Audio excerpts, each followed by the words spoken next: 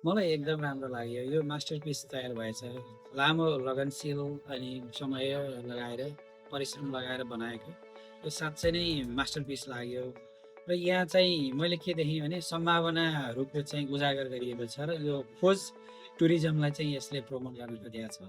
र यो भनेको चाहिँ उहाँले चाहिँ एउटा ड्रिम र आइडियाहरूको एक्सप्लोर गर्नुभएको छ, सम्भावनाहरू देखाइदिनु भएको छ।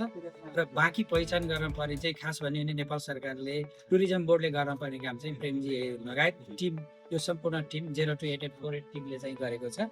र मलाई चाहिँ असाध्यै राम्रो लाग्यो। र त्यहाँका चाहिँ हरेक ठाउँका चाहिँ मास्टरपिस कलेक्सनहरू छ। अब सबै कुराहरूको चाहिँ अनुभूति छ। अब परम्परादेखि लिएर, कल्चरदेखि लिएर, जियोग्राफीदेखि लिएर सबै कुराहरूको अट्याचमेन्ट छ। त्यही भएर यो चाहिँ फाइनली डकुमेन्ट्री चाहिँ एकदमै राम्रो बनेको रहेछ। र सम्पूर्ण टिमहरूलाई चाहिँ मेरो तर्फबाट एकदमै बधाई, शुभकामना। र अझै पनि यसले चाहिँ अझ अरू फराकिलो चाहिँ र ठुला ठुला चाहिँ अवार्डहरू जित्न सकोस्, शुभकामना।